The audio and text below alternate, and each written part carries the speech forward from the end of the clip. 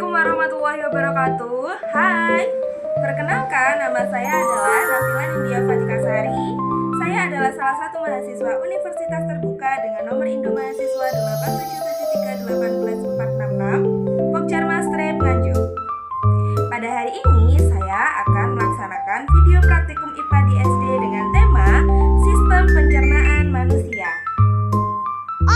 Sebelumnya, kalian sudah tahu belum bagaimana tubuh kita bisa mencerna makanan hingga menjadi fases?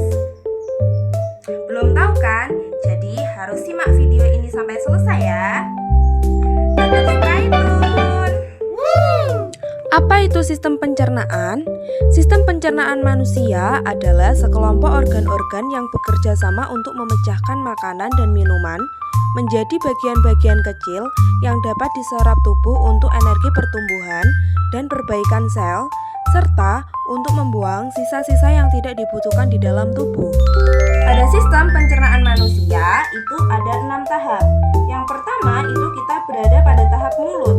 Setelah makanan masuk dalam mulut, turun ke kerongkongan. Setelah ke kerongkongan, lanjut ke lambung. Setelah ke lambung, ke usus halus, ke usus besar, dan yang terakhir ada di rektum atau anus. Nah, yang pertama dulu ada di mulut. Mulut itu adalah tempat untuk mengunyah makanan. Di dalam mulut itu terdapat gigi, lidah untuk pengecap rasa, dan air liur.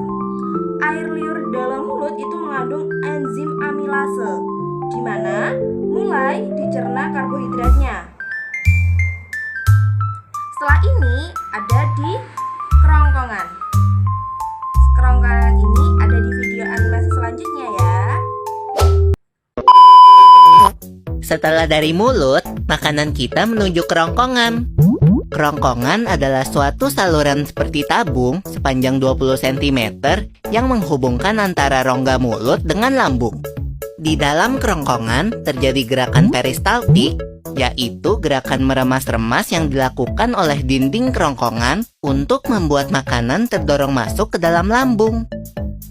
Berarti tujuan selanjutnya ke lambung ya, Pipo? Betul, Bol. Lambung adalah bagian dari organ pencernaan manusia yang paling elastis. Lambung berbentuk seperti kantong dan terletak di dalam rongga perut sebelah kiri atas.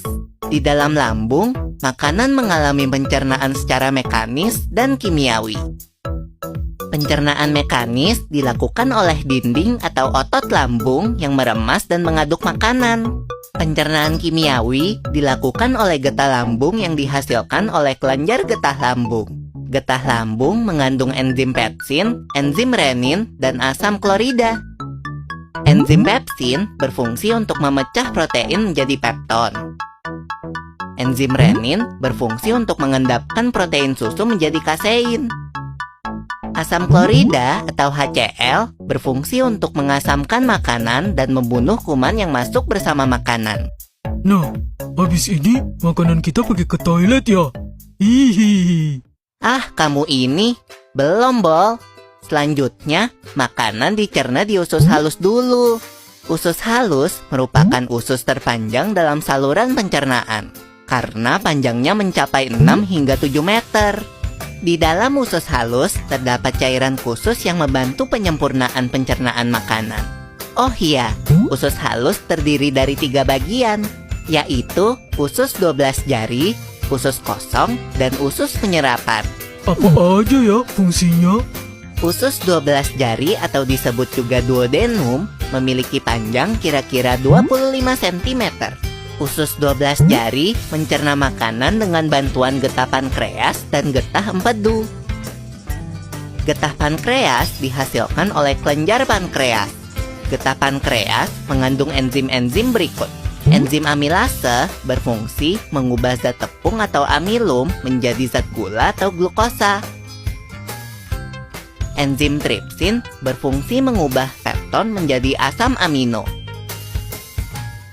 Enzim lipase berfungsi mengubah lemak menjadi asam lemak dan gliserol.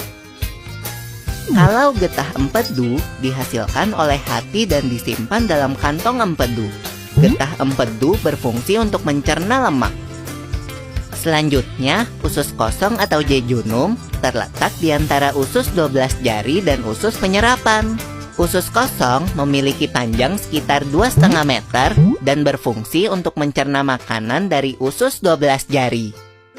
Terakhir adalah usus penyerapan yang merupakan tempat penyerapan sari-sari makanan.